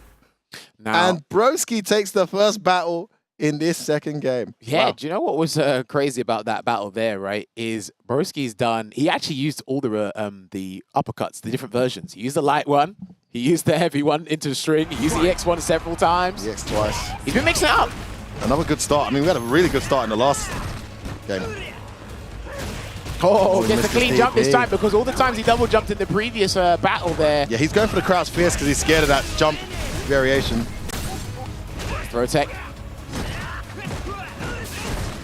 That's plus, and he gets the shimmy straight to the corner there. A couple of throws will do the trick and scare Broski, but what a jump. Broski's just made these crucial decisions at the right time. He's got that V-trigger now as well. Goes for the big damage. I know V-trigger as well, so he's going to have to hold this activation F-word. Yeah, that's fine. He's out of the corner. Got enough health to hold 1 or 2 mix-ups, but I mean, don't get hit. Don't get hit. Activate it on hit. All right, he's going to go for the zoning game. Onibi comes out. Yeah, if he stays full screen. There we go. All right, hang on. Back yeah, throw. just froze. He's going to toss him around. And again. He's going to toss him around. Oh! Broski utilizing that V-trigger to full effect. Guaranteed 50-50, man. And it's like, that's dangerous because the stones put you in enough block stun to allow him to dash, get in, and do either TK chicken feet. That's a good point about this 1-bar V-trigger. You only get 1 V-reversal. Yeah. No matter the scenario, maximum you're going to have is 1. Almost got the whip punish. You probably understand medium kick there, Broski, but didn't work out. Double jump. Oh man, he is really struggling with the aerial approach. Take there from Akainu. He doesn't use EX stand kick liberally though. He relies on the V-trigger as a point of entry. Alright, just waiting it out. Good whip punish. Finally gets the EX this time. Are we going to see a reversal though? Oh man, he is on it every single time. Jammer's calling it, and he's just not been. This is the thing about playing Dan. That was a bad choice. I think that was a bad choice. You can't use your V-trigger against that and V-reversal as well. Yeah. It's gone now. He's got to hold this. He's got to hold this. If you guess wrong, that's it. And he might toss you around all the time this time. It's a scary situation. Puts the fireball out. Look at the plus frames. Jumps in. Yeah, he's got the V-reversal just in time. And he's out of there. Trying to attack. Oh, he didn't get the forward medium punch, so he might lose this round, F-word. Tatsu. EX. Yes. EX does it. Guess is that his first round? Yeah, that's his first round. I think it is. He's had close encounters before in this battle, but it's been looking a bit bleak, especially when he doesn't have that V-reversal. It is still game point here for Broski. Charge fireball. Trying to close the gap there with the again. I saw. Listen, the plus. There's no respect. That was too close. Because like Akainu's just trying to autopilot with his offense here. He's not slowing down. No jumps either. Rush counter. He's going to go for the side swap. Oh no, he didn't go for the side swap. All right. Going to do a full BNB into the V skill. And more projectile zone in here. I still don't agree with that. Because your V trick is gone. You know, There's no Tango Stone yet. I mean, not the worst choice. He's got the corner as well, Jammers. Maybe not the worst decision here. We'll see what we can do with it. All right, it's the combo with Koryuken. Gets it, grab. There though. That was too high. Trying to press a button afterwards. Activation. Right. Is he going to reversal? Yeah, oh, I knew it. Big damage incoming. Oh, he's dead. I think he's done. That's the battle. What a terrible choice from Akainu. And Team Mouse get one back here against Team GO. Broski with the Dan awareness. 100% hit rate on his reversals.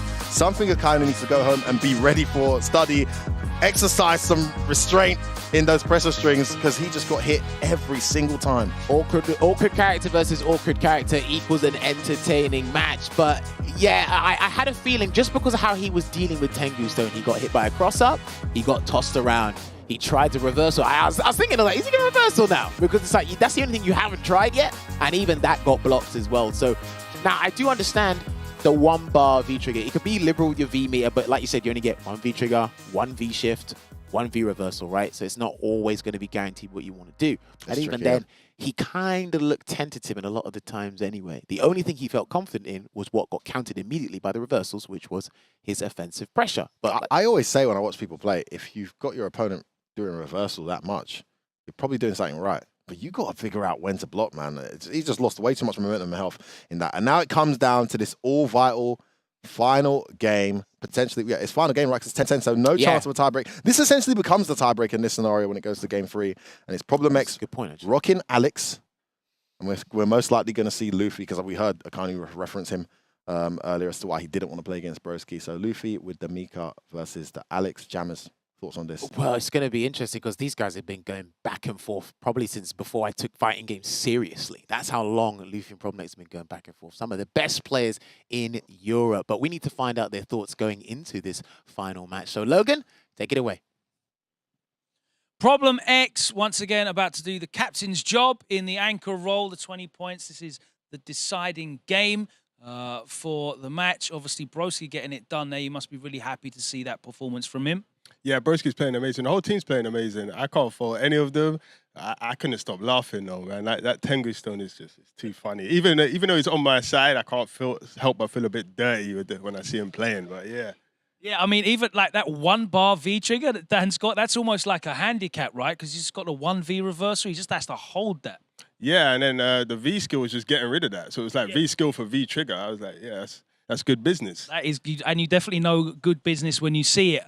You've gone for this pick. You've put yourself in third. You've gone for the Alex. You've basically put it out there like you want to give Luffy a disadvantageous matchup. It looks like Team Geo have stared you down, and it looks like they're going to send Luffy up. You know, what's the thinking behind the Alex pick here? Yeah, I mean, it was in anticipation of Luffy, but I know he's a gambling man, and this is we go to. You like safe investments. He likes the roulette table, right? Yeah, I mean, I'd say I think it is slightly advantageous for Alex, but when we play, like, it's so back and forth, and he's really good at the matchup as well now. So this was a very good pick from them, and to the casino we go. Are we going to be going to the casino? Let's find out. I see Luffy's got the pad in his hand. The stack of chips are there, ready to go. Hello. You seem very excited, happy, upbeat, looking forward to this. Obviously, the Mika and Bison matchup is very different to this, but he's gone for Alex. What do you think about this match? He's obviously put the character out to try and dissuade you, maybe draw you out early, but you've gone for the matchup with Problem X. It's 3 out of 5. What are your thoughts? I think I know we all know the matchup. Like both of us, we used to play together a lot, and it actually can go back and forth, as he said. Last time I think I won at Street Fighter League US. I hope I can do the same this time. Absolutely. It's all coming down to this. The third game, the decider. There's 20 points up for grabs. But more importantly, the victory is up for grabs. Just to confirm, you're going for Armika, yes? I'm going for Armika, yeah. Yes, absolutely. So it's going to be Problem X starting with Alex and Luffy starting with Armika. So if you players can please take your seats, and we will throw it back over to F-Word and Jammers, who are going to be taking you through this deciding game. It is Mouse Sports against Team GO. Thank you very much, Logan. We're back here with the commentary team, and it's going to be interesting, right? Because Mouse basically cemented their mark and took control of their match against Reason in the previous episode, and it had a clean sweep. Now, it's going to be, if they do get the victory, it's going to be 3-1, but it's still going to stamp their ground saying, we have come here to win this entire season. Puts them on 105 points. And go to Worlds, but Team GO, man, they're putting up that fight, still in search of that first win, just to regurgitate what we said, but... And the implications of this match are huge because Team Geo are on 40 points. Mouse are on 75. Mouse go to 85 if they lose this. Team Geo go to 70, having lost 2 and 1-1. So, you know, they put themselves right in the mix there in the top 3 alongside BMS and Mouse. So, huge match. As Luffy said, despite my comments earlier, it's the familiarity that he's going for here and the fact that he's been exposed to this so much. And he's got way better at the matchup since Problem first whipped this out for him. His disadvantage is it's a longer set. He's been very vocal about the fact he prefers the shorter sets, like we saw in Street Fighter League USA last year. Regardless of that, he's confident enough to anchor here for his team, and why not with his experience, with his tenure. And I'll tell you what, just individually, personally for Luffy, if he beats Problem X, this would be good for him because he's been like back and forth with winning games and losing games in Street Fighter League so far. Same with Problem actually, because he lost to Crimson not too long ago.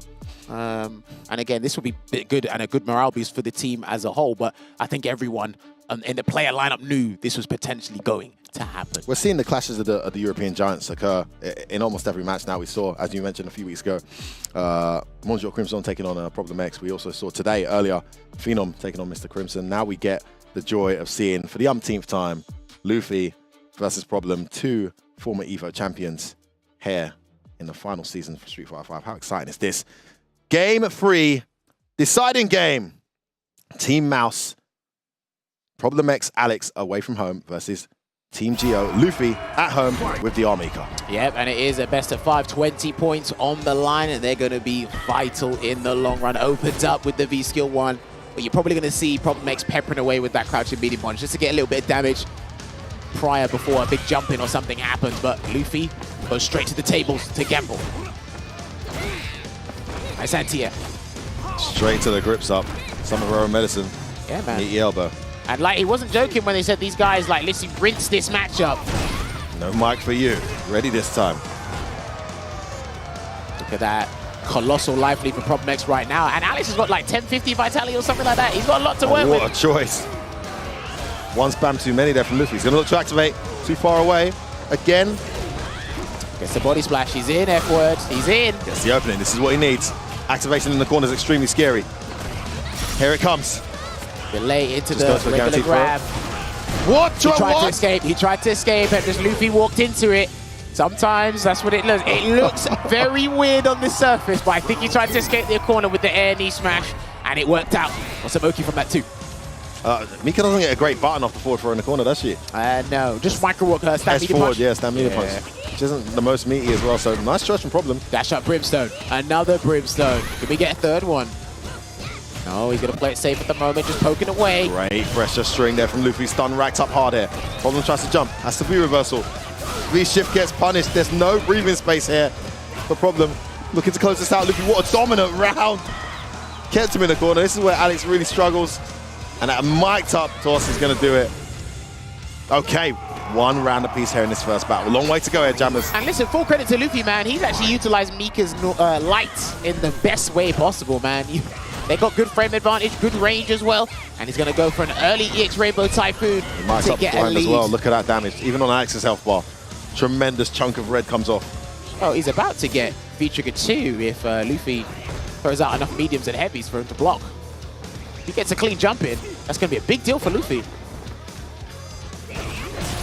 Nice. Beautiful confirm. But one of the latest changes for Mika right now, that cancellation off of the crouch immediate kick. Look at this going so well for Luffy now. This is guess for game. Is he going to dash up Rainbow Typhoon? He tried hit, to hit protects him. Oh, that's a terrible situation for Luffy. He goes to the corner. Here comes Oki. Oh, my days again. Is he going to micro walk and do it? Oh, almost.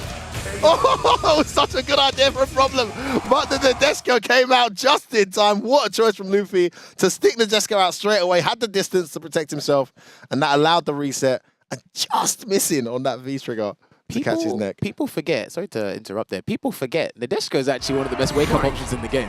Like, legit, it's a trade. And if you don't have a move that avoids her completely, you don't know which side she's coming from. Or puts you in animation, yeah. Well.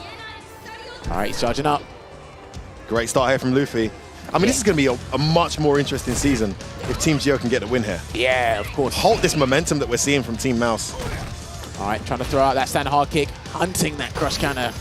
Search a bit Problem X is, but poking away. That's a fantastic medium poke there. Mika's stand medium kick. There's a drop kick. Up to the corner. Surprise dash, here we go. Trying to hold up Problem has been wrong on every jump so far. Yeah. Side switch. You don't know where I'm at. You don't know what's coming next.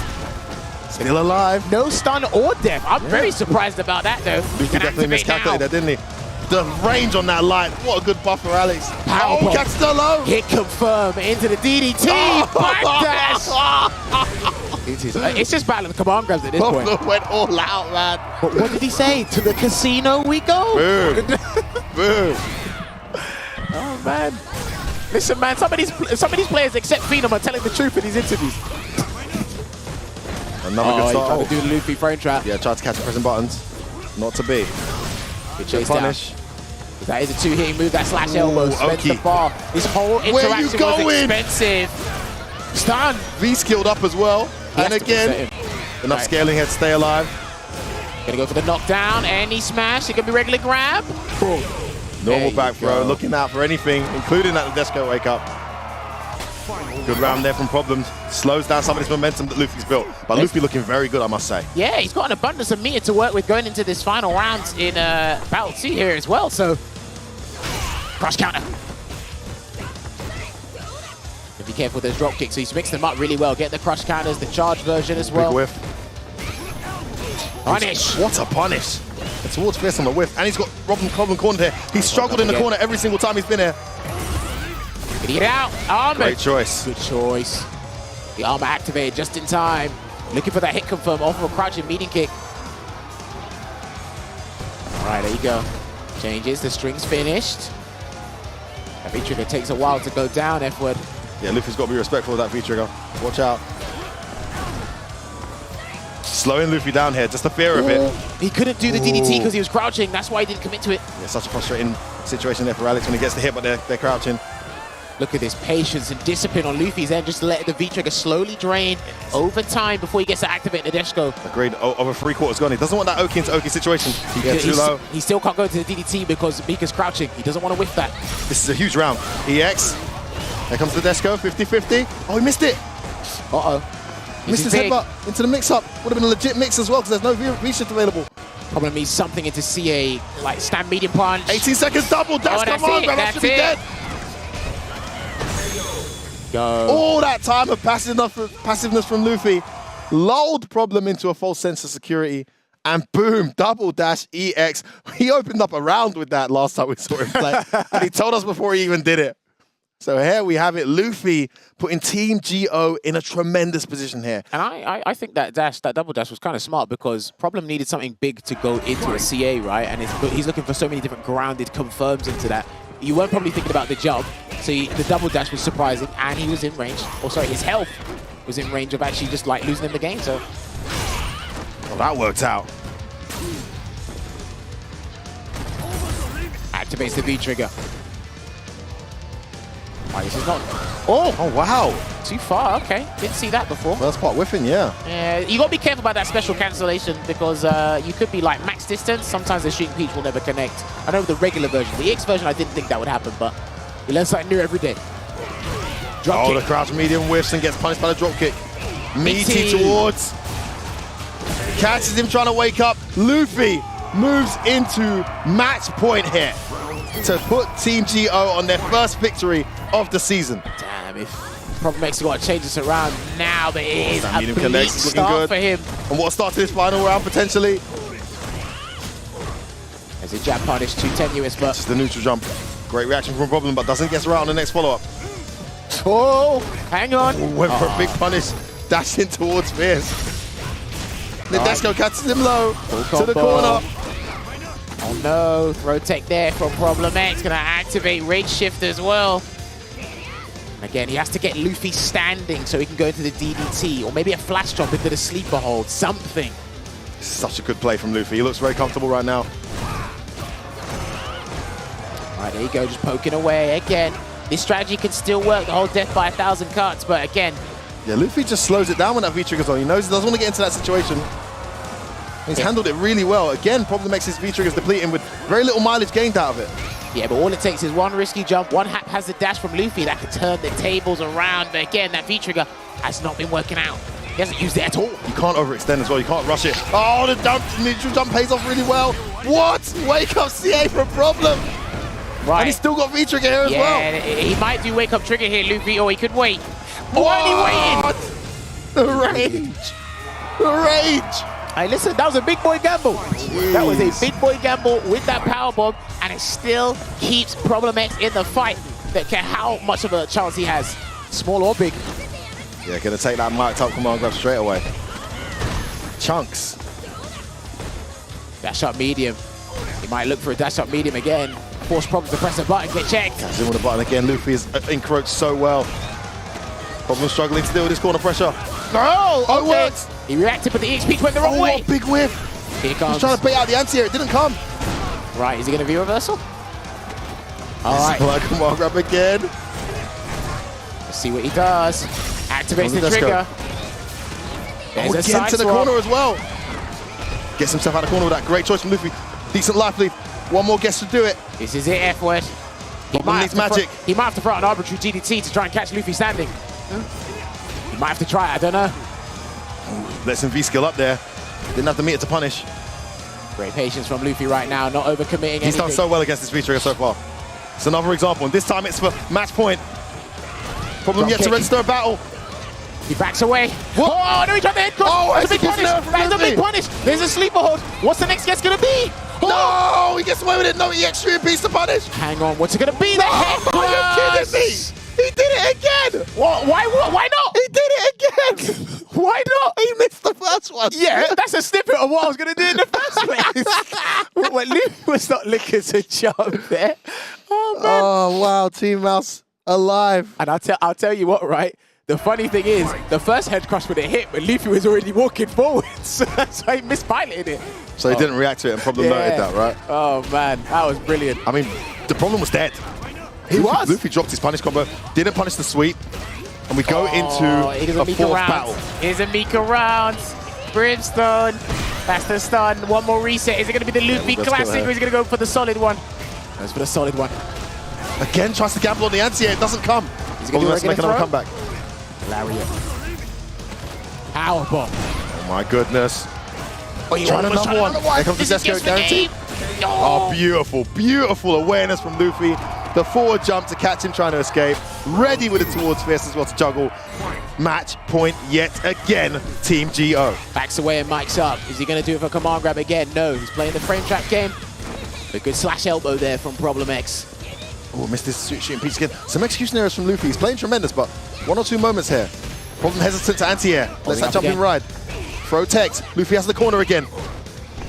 Slash elbow. Let's see if he can fight his way out there. He might have to use Lariat a little bit more, but he doesn't want to get cross countered in the process. Good backdash from Luffy. Activation. Gets the hit here. This time he won't miss. Gets his head up this time. Side switch well blocked by Problem. Hang on. No anti-air. Another jump in. Oh no. This could be the end. Well blocked. He's out of the corner. Big gamble from Luffy doesn't pay off. Is he double dashed? He's double dashed again. Oh, no. And he hits it. Team GO are going to take it 3-1 over Team Mouse. And it's a victory that puts them in the driver's seat. Their first victory of the season. Right up there with the best of the best at the top of the table. Fantastic performance from Luffy. Fantastic stuff. The gamble paid off. Yeah, I'll say brilliant team performance overall. They came here with a game plan, no matter how sporadic you think it may be. But listen, whether hook or by crook, they got the victory. And again, classic Luffy with the double dash command grab. Wow. I mean, he doesn't often do it. I mean, he does often do it, but considering it was a 3 out of 5, he did it twice. Both times it was absolutely successful. And that dash has still got that annoying, strange hurt box reduction as she goes, and Problem pressed the button and it just didn't touch her at all. Boom, in your face. Command grab takes it. Fantastic result for Team GO. They get their first victory of the season here in week 4. They also get that precious 30 points, catapulting them up. And also, they stop Team Mouse from accumulating a tremendous amount of points. I mean, they got 40 points last week, and they stopped them from getting limited them only to 10 points this week, which is a huge result for them as well. Yeah, man, that point propellation, I should say, is a very, very huge because, again, like you said, finally got that first victory.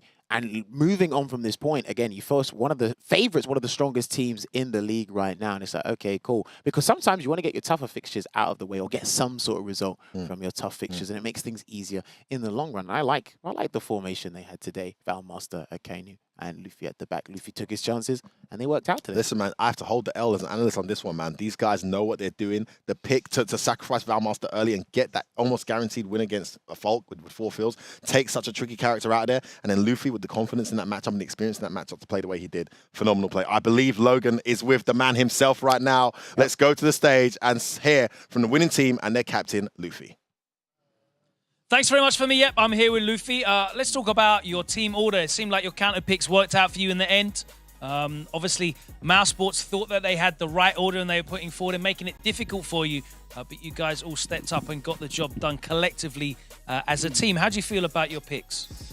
Well, Valmaster told me beforehand that he had a good ratio against Falk, so that's why we put him against him.